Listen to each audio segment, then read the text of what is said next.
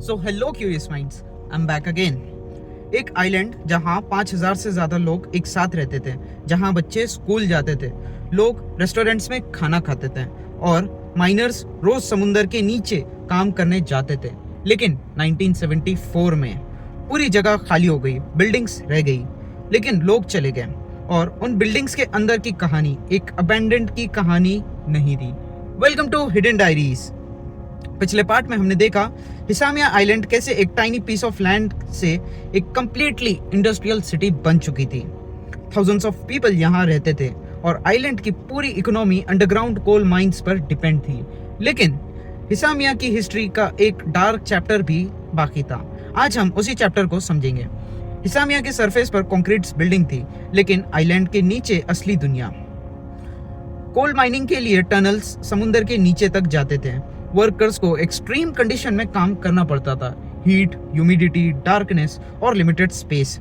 एक वर्कर का दिन सरफेस पर normal city life completely different होती थी और नीचे जाता और आवर्स तक अंडरग्राउंड में काम करता, फिर ऊपर आकर अपनी फैमिली के पास लौटता। आइलैंड में स्पेस बहुत लिमिटेड थी, इसलिए बिल्डिंग्स ऊपर की तरफ ग्रो की गई थी। कंक्रीट अपार्टमेंट ब्लॉक्स एक दूसरे के एक्सट्रीमली क्लोज थे। फैमिलीज के लिए अपार्टमेंट्स थे, स्कूल्स थे, हॉस्पिटल्स थे, शॉप्स और रेस्टोरेंट्स भी, पब्लिक बाथ भी थे। ऑफिशियल जापानीज टूरिज्म इंफॉर्मेशन के अकॉर्डिंग पीक पीरियड में आइलैंड पर 5,000 से भी ज्यादा लोग रहते थे, और वो भी इतनी छोटी सी जगह में। मतलब हिसामिया एक नॉर्मल विलेज नहीं था, it was almost a city compressed into a tiny island। सबसे इंटरेस्टिंग पार्ट था चिल्ड्रन। उनके चिल्ड्रन मेनलैंड जापान से कंप्लीटली डिफरेंट थे। उनके लिए आइलैंड ही पूरी दुनिया थी। स्कूल जाना, फ्रेंड्स के साथ खेलना, अपार्टमेंट ब्लॉक्स के बीच घूमना, सी वॉल्स पर टाइम स्पेंड करना और हर तरफ कंक्रीट डोर मेनलैंड दिखता था। लेकिन उनकी डेली लाइफ आइलैंड के अंदर ही गुजरती थी।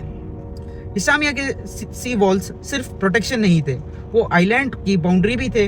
एक तरफ समुंदर और दूसरी तरफ मैसिव कंक्रीट बिल्डिंग्स और बीच में थाउजेंड्स ऑफ लोग।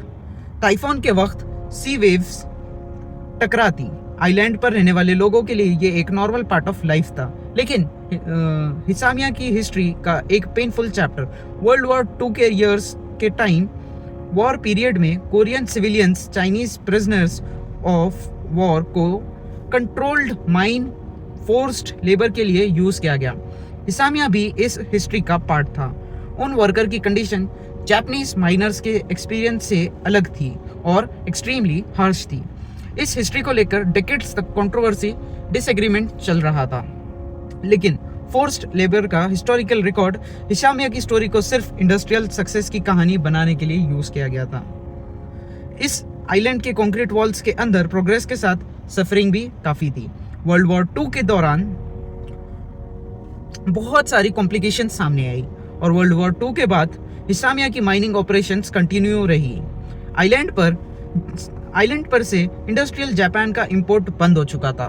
पॉपुलेशन इंक्रीज हुई, बिल्डिंग्स एक्सपांड हुए और 1950s तक हिसामिया अपने पीक पॉपुलेशन तक पहुंच गया था। 5,000 से भी ज्यादा रेसिडेंट्स। सोचिए, जहां मोस्टली एम्प्टी बिल्डिंग्स है, वहां एक टाइम पर थाउजेंड्स ऑफ वॉइसेस थी। Worker, children, families, shopkeepers, teachers, even doctors. 1960s में जापान की एनर्जी रिक्वायरमेंट चेंज होने लगी। कोल की इंपॉर्टेंस ग्रेजुअली रिड्यूस हुई और पेट्रोलियम का यूज इंक्रीज होने लगा। जापान के कोई कोल माइंस डिक्लाइन करने लगे। हिसामिया भी इस चेंज के बीच नहीं टिक सकता था। माइन का फ्यूचर अनसर्टन होता गया। वर्कर्स को ग्रेजुअली समझ आने लगा इस आइलैंड का फ्यूचर परमानेंट नहीं है।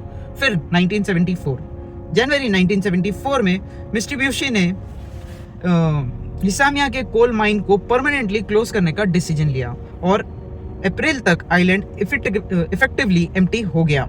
ऑफिशियल जापानीज टूरिज्म सोर्सेस के अकॉर्डिंग माइन क्लोजर के बाद आइलैंड पर पॉपुलेशन चले गई थी। 1974 में हिसामिया डेजर्टेड रहा और यहाँ से हिसामिया की सबसे स्ट्रेंज ट्रांसफॉर्मेशन शुरू हुई। इमेजिन कीजिए, एक स्कूल कल तक यहाँ चिल्ड्रंस से भरा हुआ रहता था, आज एम्प्टी। एक हॉस्पिटल जहाँ कल तक पेशेंट्स थे, आज साइलेंट। एक अपार्टमेंट जहां कल तक फैमिलीज रहती थी, आज सिर्फ फर्नीचर और अबैंडन्ड रूम्स। एक शॉप जहां कल तक कस्टमर्स थे और आज फॉरएवर क्लोज्ड। पूरा आइलैंड जैसे किसी ने स्विच ऑफ कर दिया हो।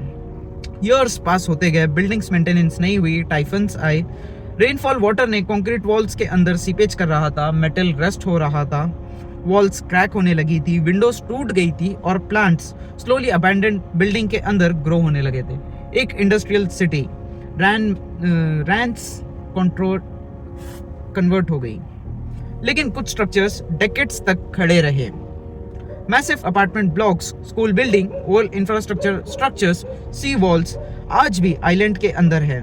आप इमेजिन कर सकते हैं कि यहाँ कभी थाउजेंड्स ऑफ लोग रहते थे और शायद इसी वजह से हिसामिया इतना डिस्टर्बिंग लगता है। सिटी गायब नहीं हुई, सिर्फ लोग गायब हो गए हैं। लेकिन कहानी यहीं ख़त्म नहीं होती है। 1974 के बाद हिसामिया डेकेड्स तक ऑलमोस्ट कंप्लीटली इनएक्सेसिबल रहा। बिल्डिंग्स डीके हो रही थी, लेकिन फिर 2009 में आइलैंड विजिटर्स के लिए लिमिटेड एक्सेस के साथ रीओपन हुआ। जब पहले विजिटर्स आइलैंड पर वापस आए, उन्हें एक ऐसी जगह दिखी जहां टाइम रुक गया था। एम्प्टी क्लासरूम्स, अबैंडन्ड अपार्टमेंट्स और एक समुंदर के बीच एक डेड सिटी। लेकिन सबसे इंपॉर्टेंट सवाल था, क्या हिसामिया को सिर्फ अबैंडन्ड आइलैंड के रूप में याद रखा जाना चाहिए, या क्या उसके कंक्रीट वॉल्स के बीच छुपी हुई पेनफुल स्टोरी को हमें हमेशा के लिए याद रखना चाहिए? पार्ट 3 में हम देखेंगे कि हिसामिया के अंदर क्या बचा है, टूरिस्ट इस आइलैंड को सिर्फ कुछ एरियाज में ही क्यों जाने दिया जाता है, और कैसे एक completely abandoned island. To be continued in part 3. Till then, stay tuned. Goodbye.